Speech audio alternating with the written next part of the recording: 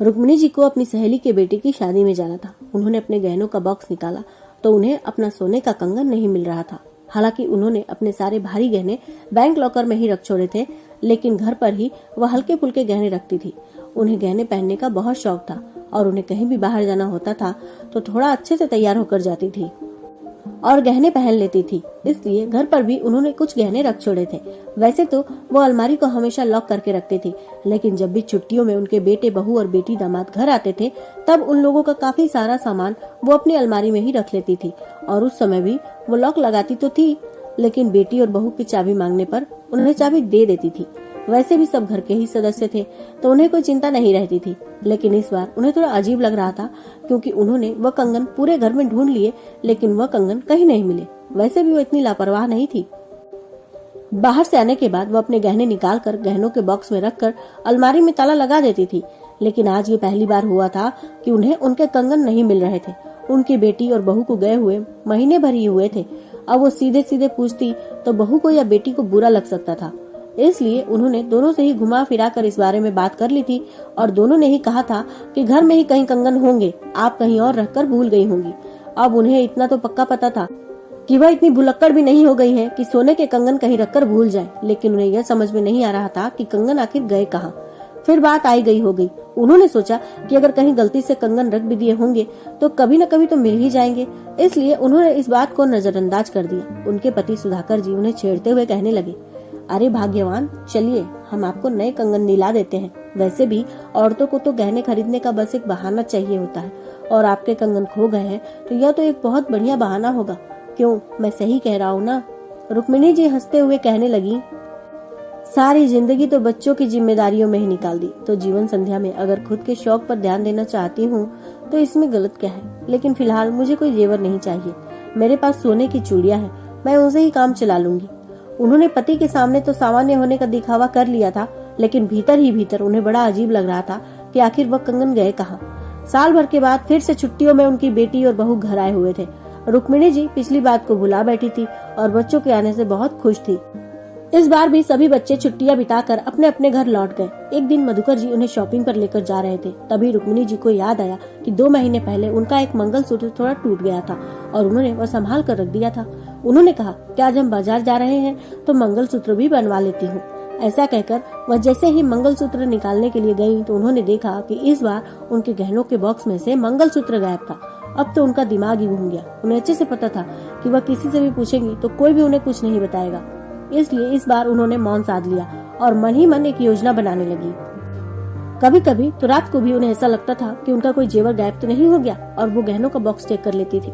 अब तो उन्हें पक्का यकीन हो गया था कि कोई घर का ही इन सब में शामिल है, क्योंकि साल भर तो काम वाली बाई आती है तब तो कोई जेवर गायब नहीं होता है, लेकिन जब बेटी और बहू घर आती है तभी उनका गहना कैसे गायब हो जाता है। अपने मन की बात वह मन में ही रखे हुए थी, क्योंकि अगर किसी पर वह खुलकर आरोप लगा देती तो बेटी और बहू बुरा मान जाती। वैसे भी वो बिना किसी सबूत के किसी पर कोई इल्जाम लगा भी कैसे सकती थी। गर्मी की छुट्टी आने वाली थी। फिर से बेटी और बहू ने फोन करके उन्हें बता दिया था कि वो लोग कब आ रही हैं, लेकिन इस बार रुक्मिणी जी पूरी तैयारी करने वाली थी। एक दिन मधुकर जी सब्जियां लाने के लिए बाजार गए हुए थे और काम वाली बाई भी काम निपटाकर चली गई थी। उसी समय रुक्मिणी जी ने कैमरा लगाने वाले को बुलाकर अपनी अलमारी के सामने एक छिपा हुआ कैमरा लगवा लिया। उसकी रिकॉर्डिंग उनके फोन में वो बड़े आराम से देख सकती थी।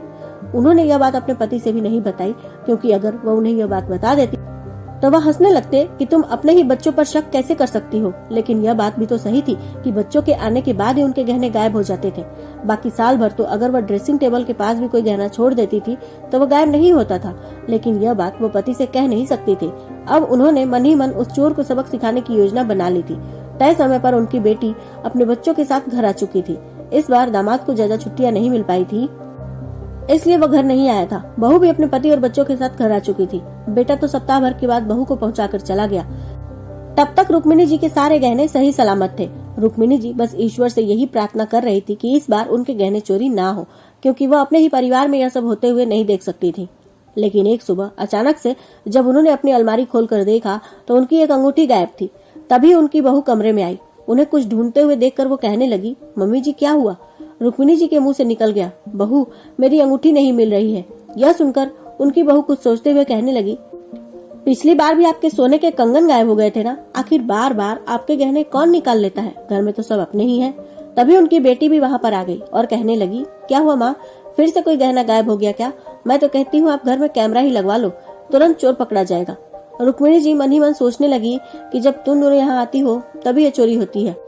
अगर तुम दोनों में से ही कोई चोर निकली तो मैं ये कैसे सहन कर पाऊंगी। हालांकि चोर अब उनकी पकड़ से ज्यादा दूर नहीं था। उनके हाथ पैर कांपने लगे। उन्होंने कहा कि तुम दोनों चिंता मत करो, जो भी असली चोर होगा वो शाम तक मेरी आंखों के सामने आ जाएगा। उनकी बेटी और बहू दोनों एक दूसरे का चेहरा देखने लगी।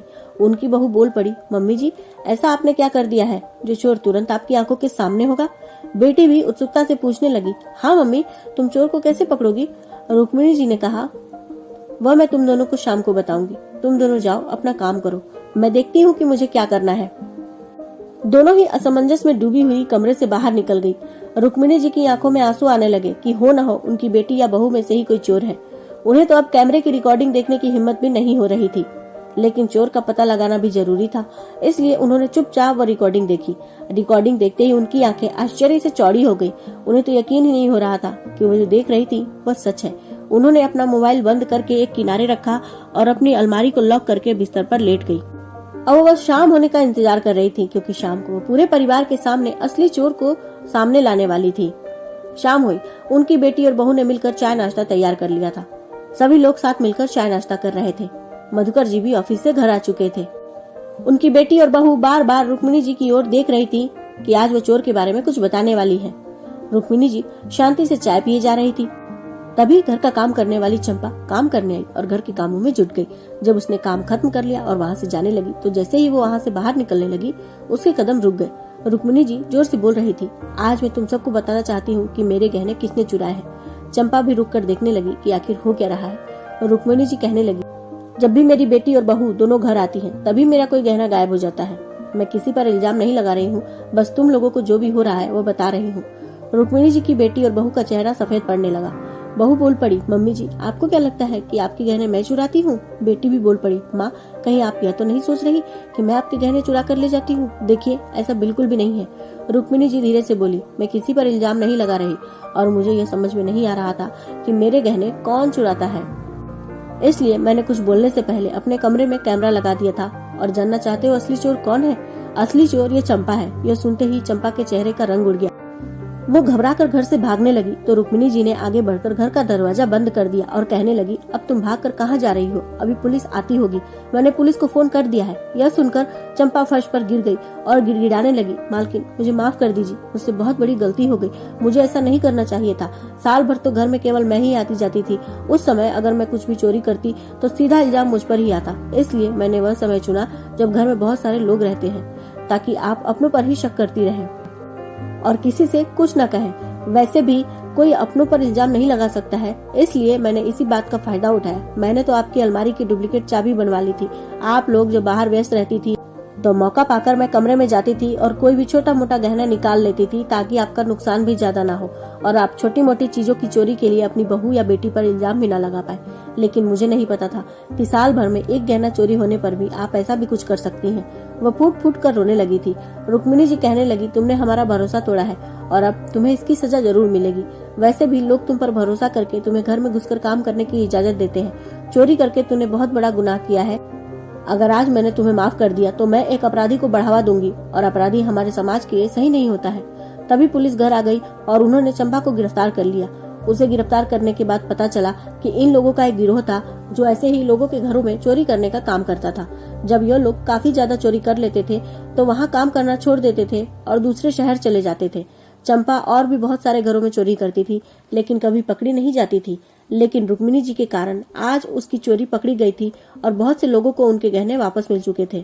दोस्तों, चोरी चाहे छोटी हो या बड़ी हो, चोर का पता जरूर लगाना चाहिए, क्योंकि छोटी छोटी चीजों से ही बड़े अपराधों की शुरुआत होती है और यदि छोटे स्तर पर ही अपराधी को उसकी सजा दिलवाई जाए तो बड़े बड़े अपराध होने से रुक जाते हैं।